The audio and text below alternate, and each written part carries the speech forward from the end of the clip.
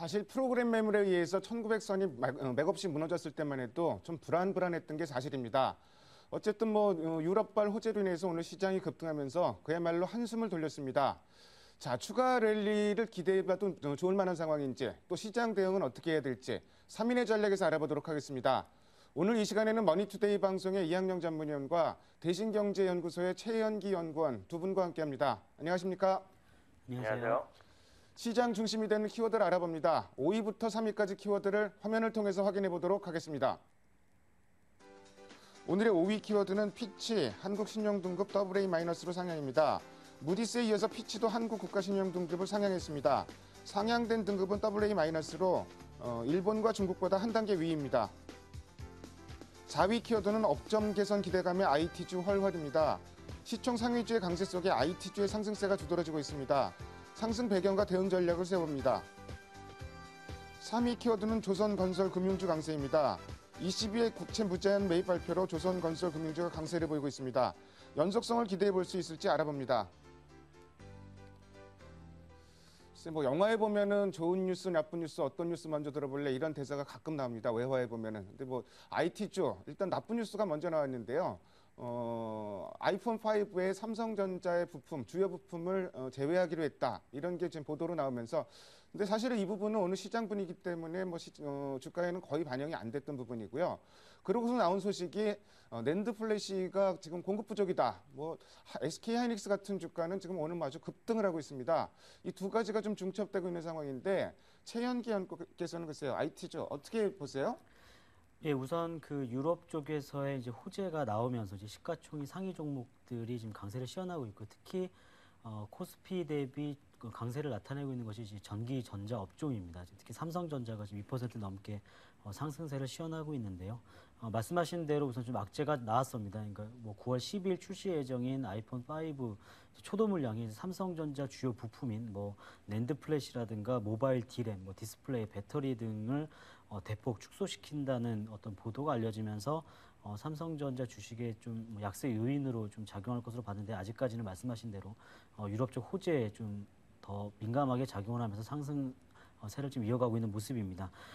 애플이 이렇게 삼성전자에 대해서 이제 부품 압박을 가하고 있지만 이제 삼성전자 이외의 회사들로 하여금 어떤 부품을 조달할 수 있을지에 대해서는 좀 의문이 상당히 많은 상황이거든요. 그러니까 업계 애널리스트들의 어떤 의견을 종합해 보면은 애플이 지금 부품 다변화 전략을 추구하고는 있습니다만 아직까지는 삼성전자 주요 부품들을 제외하고는 결국에 그 물량들을 제대로 소화해내기는 어렵지 않느냐는 의견이 좀 지배적인 것 같고요. 계속적으로 이제 IT주 강세가 좀 지속되기 위해서는 어떤 대외 불확실성이 완화되면서 특히나 9월 달에 지금 대기하고 있던 이벤트들 지금 첫 단추는 좀 잘 꿰어진 상태고요.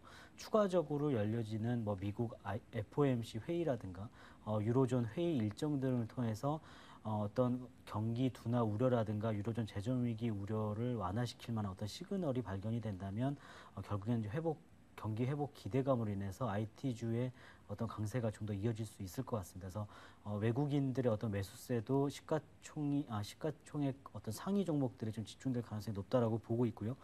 궁극적으로 이제 IT 경기는 매크로가 회복되는 어떤 시기와 맞물려서 즉 실물 경제 지표가 어떤 이제 정책의 시행뿐만 아니라 정책 효과 등을 인해서 실물 경제 지표가 반등하는 어떤 그 구간에서는 현재 상승 추세가 좀 더 이어지지 않을까라고 좀 예상을 하고 있습니다.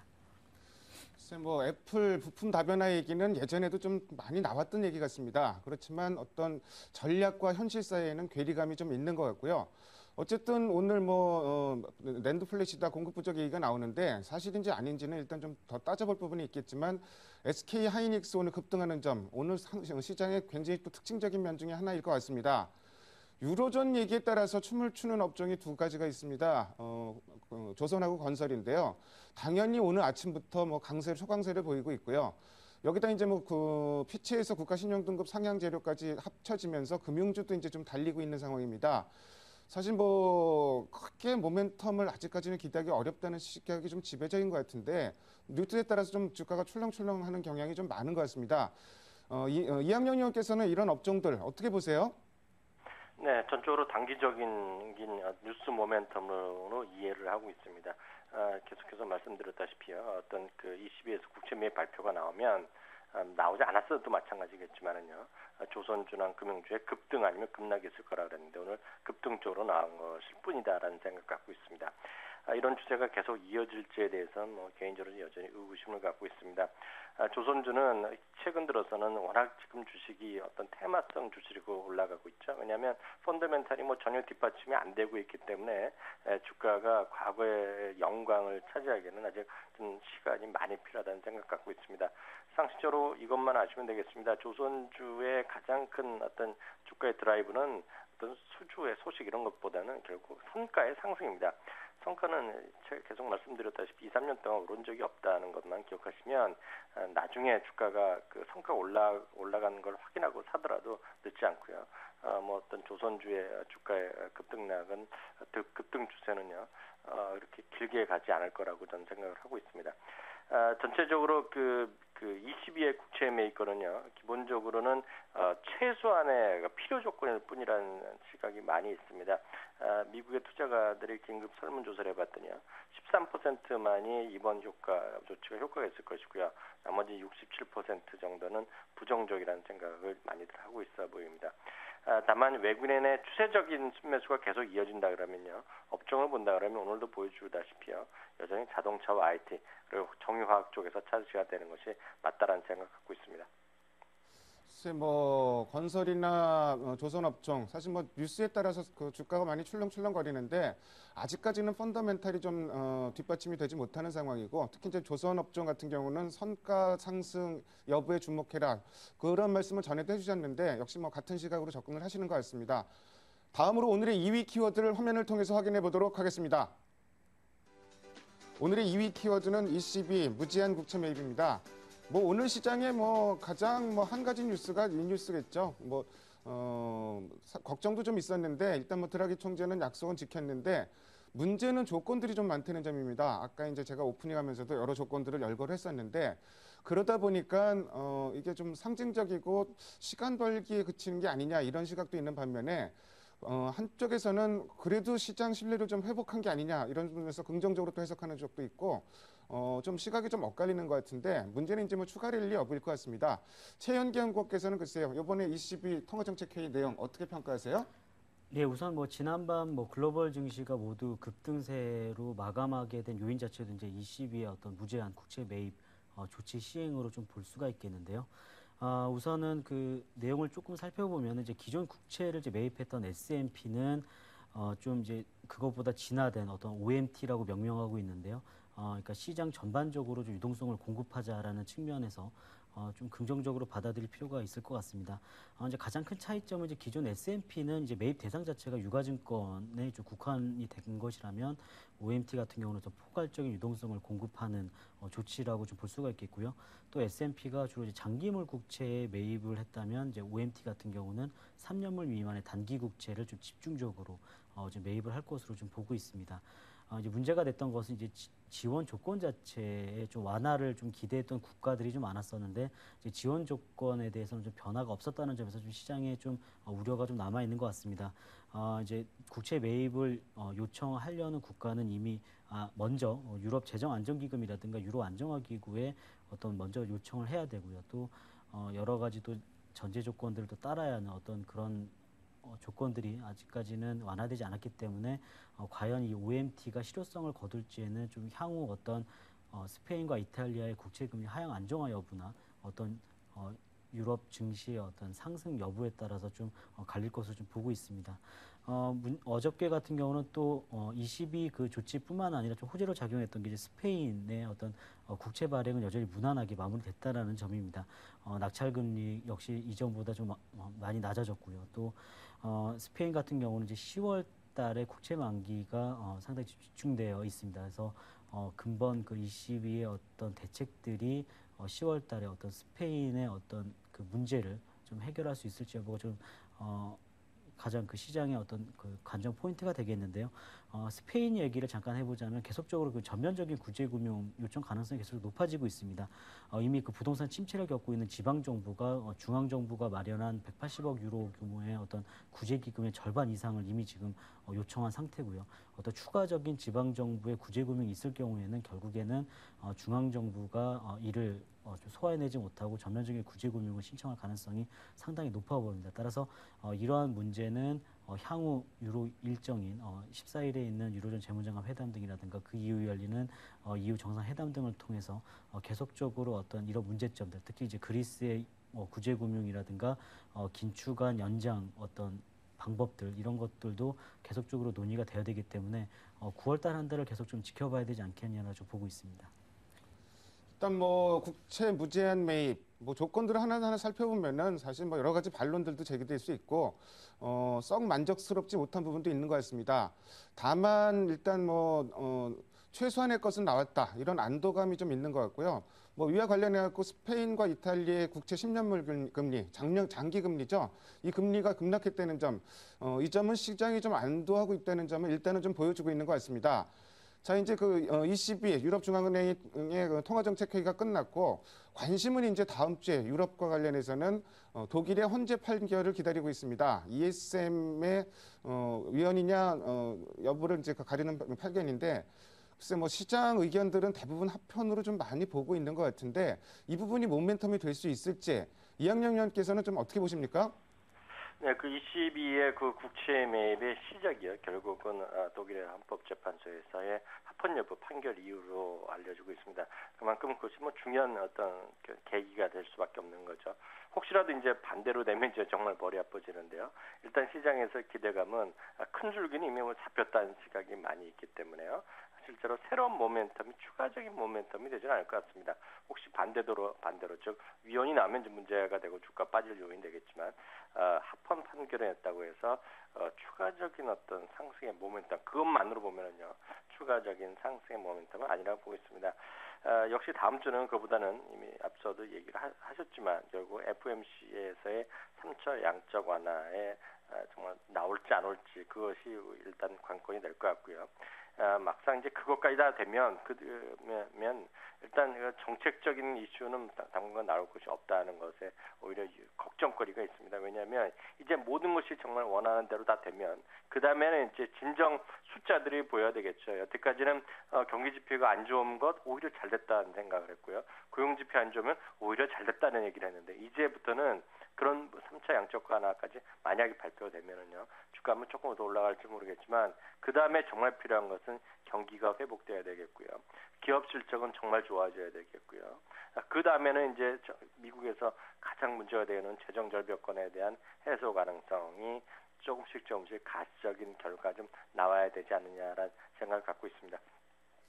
독일의 헌재 판결, 사실은 시장이 대부분 합헌을 예상을 하고 있기 때문에 뭐 그런 기대에 합치되는 결과가 나온다 그래도 추가적인 모멘텀이 되기는 어렵다 이런 말씀을 주셨고요. 뭐 반대로 나오면은 글쎄 오늘 ECB의 국채 무제한 매입 이 건 자체가 흔들릴 수 있기 때문에 뭐 상당한 악재가 될 가능성은 있지만 현재로서 그 가능성은 좀 낮은 것 같습니다. 아무래도 이보다는 연준 회의, FOMC 회의에 시장의 관심이 좀 더 쏠려 있지 않나 이런 판단도 듭니다. 다음으로 오늘의 1위 키워드를 화면을 통해서 확인해 보도록 하겠습니다. 오늘의 1위 키워드는 장중 1920포인트대 회복입니다. 고비르 시장이 좀 벗어났습니다. 일단 여러 가지 프로그램 매물에 의해서 1900이 좀 맥없이 깨졌을 때만 해도 시장이 쉽지 않겠구나 이런 생각이 들었는데 어쨌든 좀 한편으로는 좀 반전이 이루어진 셈입니다. 이러다 보니까 이제 여기서 추가적으로 랠리가 더 가능할지 저항선은 또 어느 정도로 봐야 될지 궁금한데요. 전략까지 엮어서 이학년 의원께서 좀 말씀해 주십시오. 네, 그 주가가 추가적으로 상승하기 위해서는요 주체별 힘이 보여줘야 되는데요. 다름 아니라 결국 외국인의 힘이 다시 보여줘야 된다는 거. 오늘도 시장에서 여실히 보여주었다라는 생각 갖고 있습니다. 물론 투신도 있고 뭐 연기금도 있지만 아시다시피 연기금은 시장을 끌어올리는 것보다는 방어적인 역할일 뿐이고요. 투신은 1900까지 내려오니까 돈이 조금 들어오거나요. 빠져나가는 것이 멈췄었는데 또 1940, 50 가면 돈이 또 빠져나갈 가능성이 크기 때문에 역시 시장의 힘을 보여줄 것은 외국인이고요. 그거의 근거는 결국은 원화가 계속되는 강세 쪽으로 가서 지금 1130원까지 안정돼 내려왔는데요. 1120원, 1110원 선까지 내려가는 모습을 보여줘야지 외국인의 적극적인 매수가 가능하리라고 보고 있습니다. 저항선을 굳이 본다 그러면 직전 고점이었죠. 1958, 56 뭐 이 정도. 그러니까 러프하게 보면 1960 정도를 저항선을 보시면서 대응하시면 좋을 것 같습니다. 어느 정도 예견됐다시피 이미 주식시장은 변동성 확대권에 진입됐다고 저는 이해를 하고 있습니다. 추세 돌파 시에 결국은 위로 가건 아래로 가건 추격 매매로 보셔야 됩니다. 어설프게 지금 많이 떨어졌다고 사고요. 좀 올랐다고 해서 팔면 시장에서 다시 한번 당혹스러운 결과가 나올 수 있다는 것이죠. 가장 쉬운 것은 미국의 주식시장 그리고 외국인의 추격 매매, 외국인의 시황이라든가 종목에 철저하게 순응하는 것이 바람직하고요. 변동성이 확대되는 구간에는 주가가 올라갈 때도 마찬가지, 떨어질 때도 마찬가지, 중소형주라든가 테마성 주식보다는 시가총액 큰 주식 위주로 대응하는 것이 주가 올라갈 때나 떨어질 때 수익도 많이 나고 떨어질 때도 안정성을 확보할 수 있다는 점 꼭 기억하시기 바랍니다. 어찌 보면은 9월 초에 시장이 악세했는데 그 이전에 시장이 횡보했던 구간이 대개 1920포인트대에서 좀 횡보를 했었습니다. 뭐 시장이 이제 원위치 됐는데 뭐 그전과 달라진 점이라 그러면 8월 달 분위기랑 달라진 점이라 그러면 지금은 이제 변동성이 좀 확대될 가능성이 있다. 이런 점에 계속 주목을 할 필요가 있을 것 같습니다. 유럽발 소식에 묻혔는데 미국의 지표들 굉장히 좋게 나왔습니다.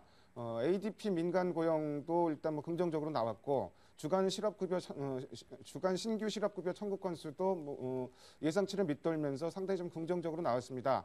여기에 이제 ISM 서비스업 지수, 서비스업 지표까지 좋게 나오면서 지표가 일제히 좋게 나왔는데 그 전에 좀 이런 얘기들 했습니다. 지표가 좋게 나오는 게 호재냐, 나쁘게 나오는 게 호재냐, 뭐 이런 얘기를 많이 했는데 이제는 조금씩 좋게 나와도 이게 호재 아니냐 이런 시각도 좀 있는 것 같은데요. 최현기 연구원께서 미국 지표 나온 부분 좀 해설 좀 해주시고요. 전체적인 시장 대응 전략도 같이 말씀해 주십시오. 예, 우선 그 미 연준의 그 양적 완화 기대감이 유지되고 있는 가운데 최근 그 미 경제 지표의 호조가 나타나고 있는 것은 분명히 시장이 좀 호재로 작용할 수 있을 것이라고 보고 있습니다.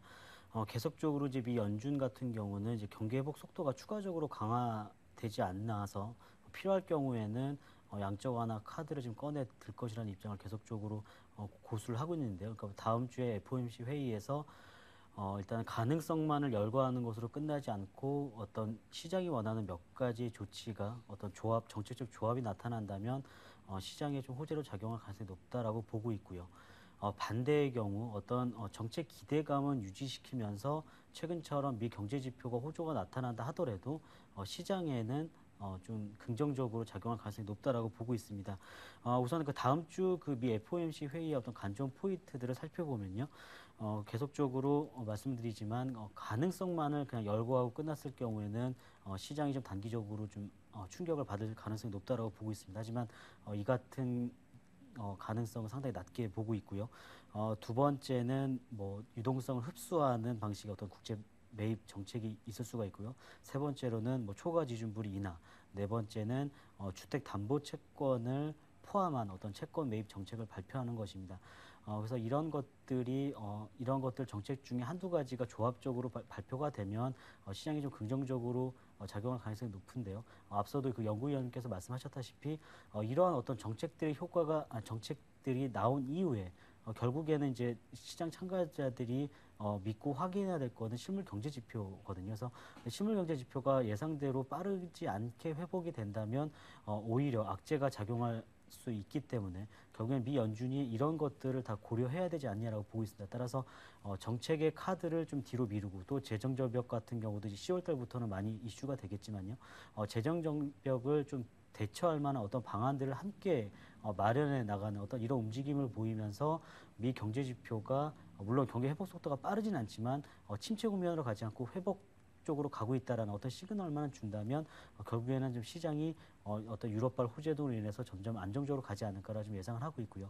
그렇게 본다면 9월 달은 결국엔 이러한 그 대외 불확실성의 완화 여부 그리고 정책 이벤트들이 얼만큼 무난히 통과될 수 있는지 여부에 따라서 좀 상승장이 좀 상승폭이 좀 확대되거나 아니면 상승폭이 좀 축소되거나 어떤 이런 정도의 흐름이 보일 것으로 예상하고 있습니다.